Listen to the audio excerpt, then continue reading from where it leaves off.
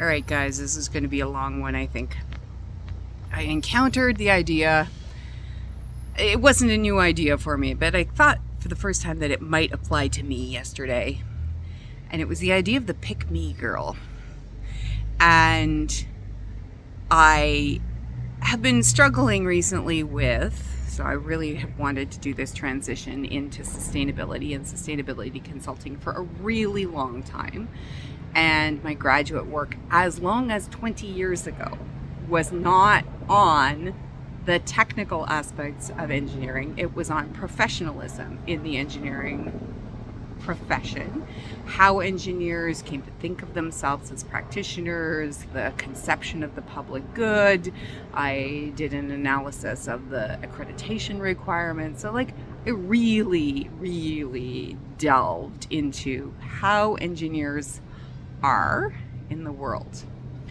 And I did that from the outside. I had been an engineering student, and I had switched into physics in a misguided attempt to wash my hands of the responsibility for the work that we had been doing. And I thought if I retreated to the wonderful life of the mind, I could absolve myself of the responsibility of considering what the work was being done for, what the purpose was. Now, I will say as an aside that my husband at the time was also a physicist, and he very intentionally was unwilling to take faculty positions in the US because the majority of all physics funding in the US came from the military and the Department of Defense. And so, I think that my claim, and I subsequently have thought about atom bomb guilt, and boy, watching Oppenheimer was a doozy,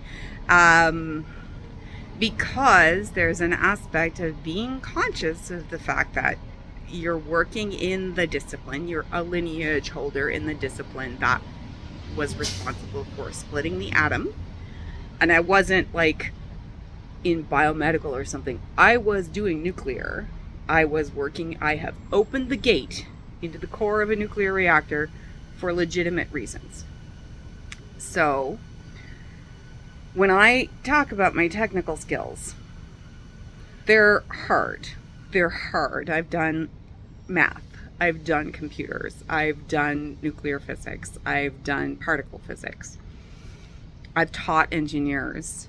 And then I went on to do the social sciences and philosophy and thinking deeply about what it meant to be a technical professional, what it means to make decisions on behalf of your society, on behalf of the entire planet in many cases.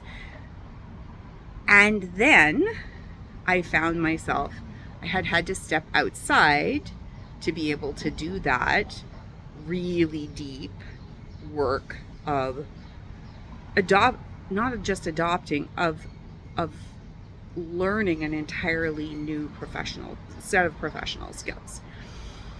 So I've got these two parallel sets of professional skills, but if you're outside looking in and you're a critic, then, well, you're who are you to criticize? So after I did that work, I decided I'd better go back into the technical field more directly. And then what I found was that if you're working in the technical field and you have a very specific technical job and you're somewhere in the power structure, you're not involved in the strategic decision making, and it's very hard to get into the hierarchy, and the decisions are made. I've got a whole thing about how decisions are made, but that's not what I'm here to talk about. I'm here to talk about this idea that I, in some way, did all of that stuff, or the things around it to ingratiate myself with men. And I was thinking about this last evening. At some point, I sent my partner a text message saying, I feel like there would have been an easier way to get men to like me than to take graduate work in physics. I'm just saying.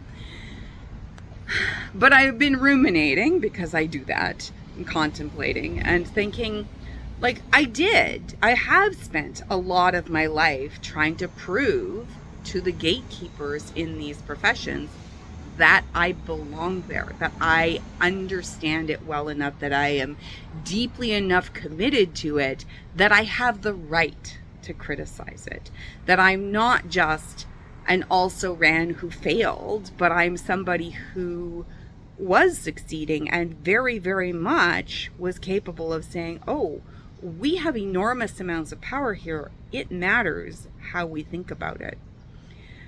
And it's not enough in any profession, in any workplace, to just be technically competent. You have to be culturally competent. And in the world I was involved in, that meant hanging out with the guys.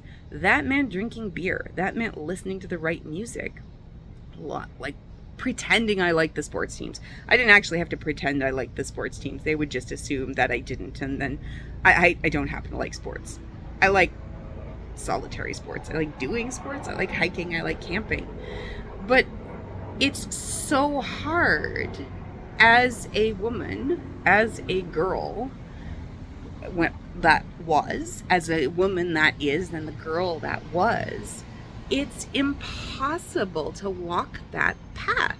Because if you don't pursue the things that you love because somebody's going to think you're trying to ingratiate yourself with men, then you're not being authentic. If you do pursue them and you get judged for it, it's not even that you're not being authentic, it's that. So in my experience, what happened is that I've got this insidious low grade fear that I'm not doing things for the reasons I think I'm doing them.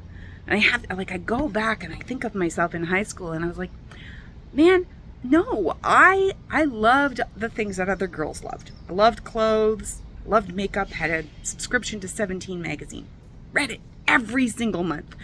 I had Shape magazine, I read all the women's stuff, and I drew ball gowns, and I sewed my own prom dress, and all of those things. I loved those things. But I loved black holes and math and physics and cosmology and the fate of the universe more than I loved those things. And it was very clear to me that it was an either or. I hope that's less true now. I don't know.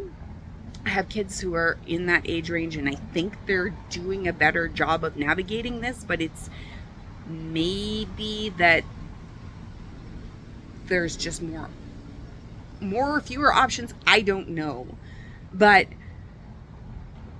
I find myself thinking about, like, how could we not develop imposter syndrome when everybody around us at every turn for, in my case, 30 years has been telling us that, well, you don't belong here.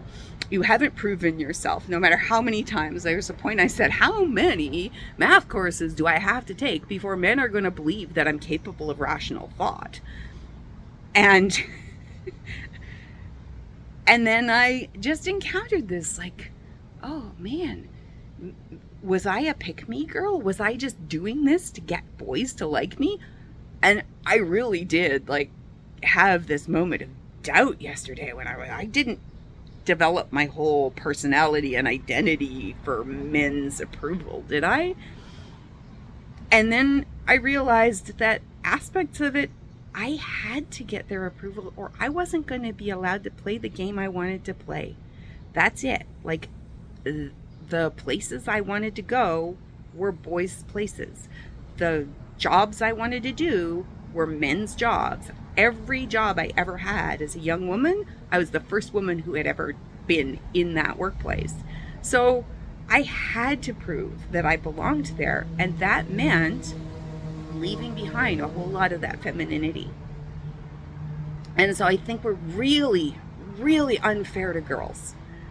I think we're unfair to boys in all kinds of other ways, and I'm not even going to take that up right now. But this one thing is, if the space is socialized masculine and the space in which the work is done that is coded masculine, and girls recognize that and realize that they have to perform perform a certain kind of hybrid masculine femininity, to be allowed into the space, to be allowed to do the work, it is super, super unfair of people to then judge them for successfully navigating that tiny, thin, successful path through an incredibly complex social system. So even if I am, maybe was a pick-me girl, maybe I'm a pick-me girl, I don't know.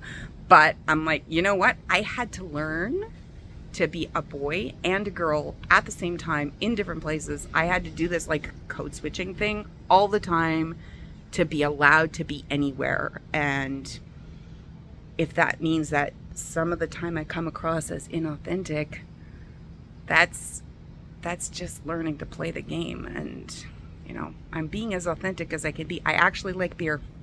I don't like IPAs. I do like a Pinot Grigio.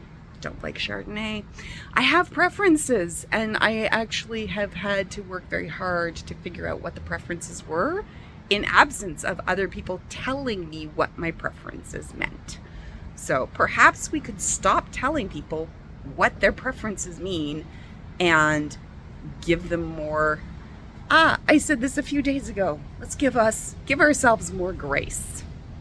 So this isn't exactly advice to my younger self. It's more of a rant, but I think it's a rant that's informed, and I hope that it's insightful to somebody and useful for something.